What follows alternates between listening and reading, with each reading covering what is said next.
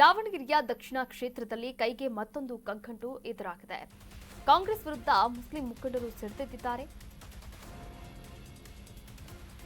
ದಾವಣಗೆರೆಯ ದಕ್ಷಿಣ ಕ್ಷೇತ್ರದಲ್ಲಿ ಕೈಗೆ ಮತ್ತೊಂದು ಕಗ್ಗಂಟು ಎದುರಾಗಿದೆ. ಕಾಂಗ್ರೆಸ್ ವಿರುದ್ಧ ಸಿಡಿದ ಮುಸ್ಲಿಂ ಮುಖಂಡರು. ಕಾಂಗ್ರೆಸ್ಗೆ ಮುಸ್ಲಿಂ ಮುಖಂಡರೇ ಕಗ್ಗಂಟಾಗಿದ್ದಾರೆ. ತೊಡೆ ತಟ್ಟಿ ಹಿಂದೆ ಸರಿದಿರ್ತಕ್ಕಂಥ ಸಾದಿಕ್ ಪೈಲ್ವಾನ್ ಸೈಲೆಂಟ್ ಆದ್ರೂ ಕೂಡ ಮುಸ್ಲಿಮರ ಕೋಪ ಇನ್ನೂ ಕೂಡ ತಣ್ಣಗಾಗಿಲ್ಲ. ದಾವಣಗೆರೆಯ ದಕ್ಷಿಣ ಕ್ಷೇತ್ರದಲ್ಲಿ ಮತ್ತೊಂದು ಕಗ್ಗಂಟು ಎದುರಾಗಿರುವಂಥದ್ದು. ಅದು ಮುಸ್ಲಿಮರ ಒಂದು ಅಂದ್ರೆ ನಾವು ಕೂಡ ಸ್ಪರ್ಧೆಯನ್ನ ಮಾಡ್ತೀವಿ, ಕಾಂಗ್ರೆಸ್ಗೆ ತಲೆನೋವಾಗಿದೆ ಈಗ ಆದಿಲ್ ಭಾಷಾ ಅವರ ಈ ನಡೆ ಅಂತಾನೆ ಹೇಳ್ಬೋದು. ಪಕ್ಷೇತರ ಅಭ್ಯರ್ಥಿಯಾಗಿ ಆದಿಲ್ ಭಾಷಾ ಕಣಕ್ಕೆ ಇಳಿತಾ ಇದ್ದಾರೆ. ಸಾದಿಕ್ ಪೈಲ್ವಾನ್ ಅವರಿಗೆ ಈಗಾಗಲೇ ಮನವೊಲಿಸುವಂತಹ ಪ್ರಯತ್ನವನ್ನ ಮಾಡಲಾಯಿತು. ಹೀಗಾಗಿ ಅವರು ಕೂಡ ಸ್ಪರ್ಧೆಯಿಂದ ಹಿಂದೆ ಸರಿದಿರುವಂಥದ್ದು. ಸಮರ್ಥ ಶಾಮನೂರು ಅವರಿಗೆ ತಮ್ಮ ಬೆಂಬಲವನ್ನ ಕೂಡ ಘೋಷಣೆ ಮಾಡ್ತೀವಿ ಎನ್ನುವಂತಹ ಭರವಸೆಯನ್ನ ಕೊಟ್ಟರು.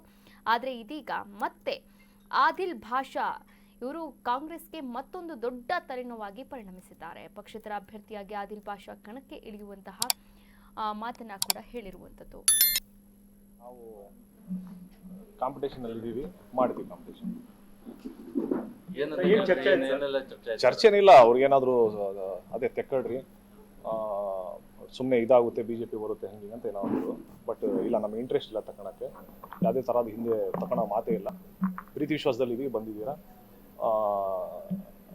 ಅಷ್ಟೇ ಬಿಟ್ರೆ ಏನು ಮಾತಾಡಿಲ್ಲ. ಮುಂಚೆಯಿಂದನೂ ಪರಿಚಯ ಎಲ್ಲರೂ ಪರಿಚಯ ಇದ್ದಾರೆ. ಬಿಜೆಪಿನಲ್ಲೂ ಪರಿಚಯ ಇದ್ದಾರೆ, JDS ನಲ್ಲೂ ಪರಿಚಯ ಇದ್ದಾರೆ, ಕಾಂಗ್ರೆಸ್ನಲ್ಲೂ ಪರಿಚಯ ಇದ್ದಾರೆ. ಹಾಗಾಗಿ ನಮಗೆ ಗೌರ್ಮೆಂಟ್ ಇನ್ ನಾಲೆಡ್ಜ್ ಇರೋದು ಅಷ್ಟೇ. ಇಲ್ಲ, ನಾನು ಹೇಳೇ ಬಿಟ್ಟಿದ್ದೀನಿ, ಅವರು ಹೇಳಕ್ಕೆ.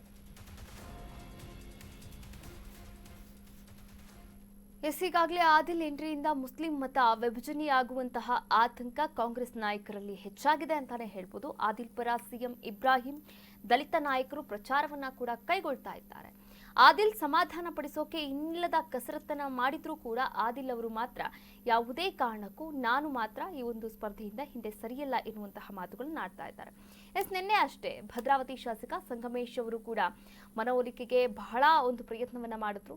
ಬರೋಬ್ಬರಿ 1 ಗಂಟೆಗಳ ಕಾಲ ಸುದೀರ್ಘವಾದಂತಹ ಮಾತುಕತೆಯನ್ನ ಕೂಡ ನಡೆಸಿದ್ರು. ಆದರೆ ಯಾವುದೇ ಮಾತುಕತೆಗೂ ಕೂಡ ಬಗ್ಗಿಲ್ಲ. ಇನ್ನು ಸಂಗಮೇಶ್ ಅವರ ಮಾತಿಗೆ ಆದಿಲ್ ಭಾಷಾ ಡೋಂಟ್ ಕೇರ್ ಅಂತ ಹೇಳಿದ್ದಾರೆ. ಈಗಾಗಲೇ ಪ್ರಚಾರವನ್ನ ಆರಂಭ ಮಾಡಿದ್ದಾರೆ ಆದಿಲ್ ಭಾಷಾ ಅವರು.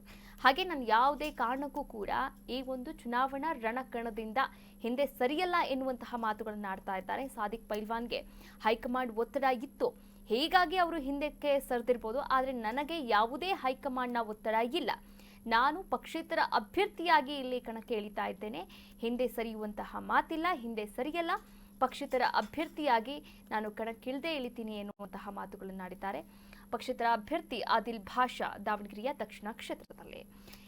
ಇನ್ನ ಮುಂದುವರೆದು ಮಾತನಾಡಿರ್ತಕ್ಕಂಥ ಅವರು ಬೆಣ್ಣೆನಗರಿಯಲ್ಲಿ ಮುಸ್ಲಿಮರಿಗೆ ಟಿಕೆಟ್ ನೀಡಿದಂತಹ ವಿಚಾರ ತೀವ್ರ ಆಕ್ರೋಶವನ್ನ ಕೂಡ ವ್ಯಕ್ತಪಡಿಸಿರುವಂಥದ್ದು. ಹಾಗೆ ಮತ ಹಾಕದಂತೆ ಮುಖಂಡನು ಕರೆಯನ್ನ ಕೂಡ ಕೊಟ್ಟಿದ್ದಾರೆ ಅಂತಾನೆ ಹೇಳ್ಬೋದು. ಮೌಲಾನಾ ಮುಫ್ತಿ ಇಫ್ತಿಕಾರ್ ಅಹಮದ್ ಕಾಸ್ಮಿ ಅವರು ಕೂಡ ಕರೆಯನ್ನ ಕೊಟ್ಟಿದ್ದಾರೆ. ಜಮೀತ್ ಉಲಮಾ ಏ ಕರ್ನಾಟಕ ಮುಖ್ಯಸ್ಥ ಮೌಲಾನಾ ಇವರು ಕ್ಷೇತ್ರದಲ್ಲಿ ಅಂದ್ರೆ ದಾವಣಗೆರೆಯ ದಕ್ಷಿಣ ಕ್ಷೇತ್ರ ಏನಿದೆ, ದಾವಣಗೆರೆಯ ದಕ್ಷಿಣ ಕ್ಷೇತ್ರದಲ್ಲಿ ಮುಸ್ಲಿಂ ಮತದಾರರೇ ಹೆಚ್ಚಾಗಿದ್ದಾರೆ. ಆದರೂ ಕೂಡ ಟಿಕೆಟ್ ಅನ್ನ ನೀಡಿಲ್ಲ. ಹೀಗಾಗಿ ನಮಗೂ ಕೂಡ ಅಸಮಾಧಾನವನ್ನ ವ್ಯಕ್ತಪಡಿಸ್ತೀವಿ ಎನ್ನುವಂತಹ ನಿಟ್ಟಿನಲ್ಲಿ ಮಾತನಾಡಿರುವಂಥದ್ದು. ಹಾಗೆ ಕೈ ಪಕ್ಷ ಪದೇ ಪದೇ ನಮ್ಮ ಸಮುದಾಯ ವಂಚನೆ ಮಾಡ್ತಾ ಇದೆ, ಹೀಗಾಗಿ ದಾವಣಗೆರೆಯ ಮುಸ್ಲಿಮರು ಕೈ ವಿರೋಧಿಸುತ್ತಿದ್ದಾರೆ ಎನ್ನುವಂತಹ ಮಾತುಗಳನ್ನ ಕೂಡ ಆಡಿದ್ದಾರೆ.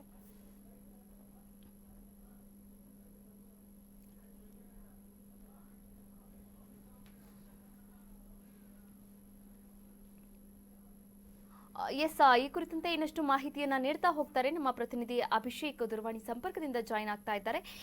ಅಭಿಷೇಕ್, ಈಗಾಗಲೇ ದಾವಣಗೆರೆಯ ದಕ್ಷಿಣ ರಣಕಣ ಏನಿದೆ ಅದು ಒಂದು ರೀತಿಯ ಗೊಂದಲ ಮತ್ತು ಕಗ್ಗಂಟು ಅಂತಾನೆ ಹೇಳ್ಬೋದು.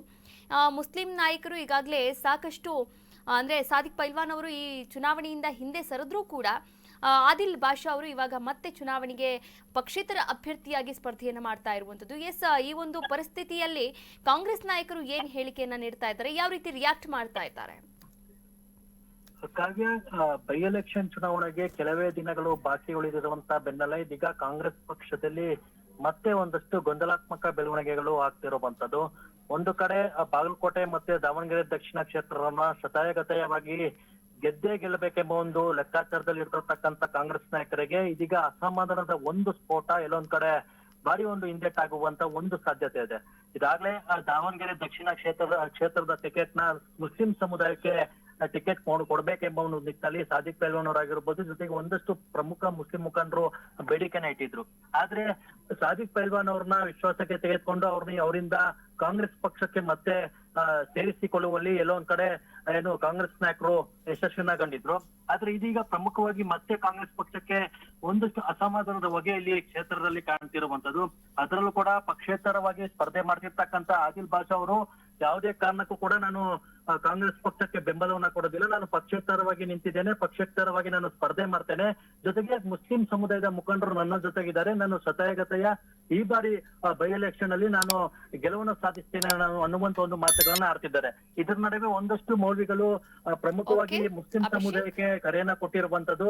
ಈ ಬಾರಿ ಬೈ ಎಲೆಕ್ಷನ್ ನಲ್ಲಿ ಯಾವುದೇ ಮುಸ್ಲಿಂ ಮುಖಂಡರು ಕಾಂಗ್ರೆಸ್ಗೆ ಓಟನ್ನ ಹಾಕ್ಬಾರ್ದು, ಪಕ್ಷೇತರವಾಗಿ ನಿಂತಿರ್ತಕ್ಕಂತ ನಮ್ಮ ಒಂದು ಅಭ್ಯರ್ಥಿಗೆ ಓಟ್ನ ಹಾಕುವಂತ ಮುಖಾಂತರ ನಾವು ಪಕ್ಷವನ್ನ ಏನು ಸ್ವತಂತ್ರ ಅಭ್ಯರ್ಥಿನ ಗೆಲ್ಲಿಸ್ಕೊಡ್ಬೇಕೆಂಬ ಒಂದು ಕರೆಯನ್ನ ಕೊಡ್ತಿದ್ದಾರೆ. ಆದ್ರೆ ಇಲ್ಲಿ ಭದ್ರಾವತಿ ಶಾಸಕರಾಗಿರ್ತಕ್ಕಂಥ ಸಂಗಮೇಶ್ ಅವರು ಏನು ಅವ್ರನ್ನ ವಿಶ್ವಾಸಕ್ಕೆ ತೆಗೆದುಕೊಳ್ಳುವಂತ ಒಂದು ಕಸರತ್ತನ್ನ ಮಾಡ್ತಿದ್ರು ಕೂಡ ಎಲ್ಲೊಂದ್ ಕಡೆ ಅವರು ಯಾವುದೇ ರೀತಿಯ ಒಂದು ಸಂಧಾನಕ್ಕೆ ಬರ್ದೇ ಇರುವಂತದ್ದು ಎಲ್ಲೊಂದ್ ಕಡೆ ಕಾಂಗ್ರೆಸ್ ಪಕ್ಷಕ್ಕೆ ಒಂದಷ್ಟು ಕಂಟಕ ಆಗುವಂತ ಒಂದು ಸಾಧ್ಯತೆ ಇದೆ. ಯಾಕಂತಂದ್ರೆ ಕ್ಷೇತ್ರದಲ್ಲಿ ಮುಸ್ಲಿಂ ಓಟ್ಗಳು ಹೆಚ್ಚಿನ ಒಂದು ಮತದಲ್ಲಿ ಇರೋದ್ರಿಂದ ಎಲ್ಲೊಂದ್ ಕಡೆ ಈ ಒಂದು ಪಕ್ಷಕ್ಕೆ ಭಾರಿ ಒಂದು ಡ್ಯಾಮೇಜ್ ಆಗುವಂತ ಒಂದು ಸಾಧ್ಯತೆ ಇದೆ. ಕಾವ್ಯ, ಎಸ್, ಥ್ಯಾಂಕ್ ಯು ಅಭಿಷೇಕ್, ತಮ್ಮೆಲ್ಲ ಡೀಟೇಲ್ಸ್ಗಾಗಿ ಧನ್ಯವಾದಗಳು. वो अपना कर दिया और जिस तरीके से मुस्लिम की आदत की अपील और डिमांड्स को नजरअंदाज किया गया, उसको लेकर अवाम में गुस्सा जाहिर हो रहा है. इसके बारे में आपका क्या कहना है? बिस्मिल्लाहिर्रहमानिर्रहीम। आपके सवाल में दो बातें हैं, एक कांग्रेस ने टिकट नहीं दिया, दूसरा जो है वहाँ के लोगों में गुस्सा है। दोनों बातें सही है।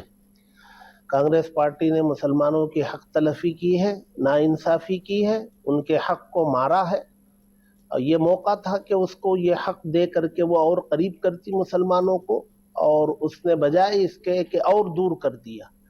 रहा ये गुस्सा वहाँ के लोगों में, सिर्फ वहीं के लोगों में नहीं, पूरे मुल्क के मुसलमानों में, बिलखुसूस सूबे के मुसलमानों में गुस्सा है और ये फितरी बात है, होना।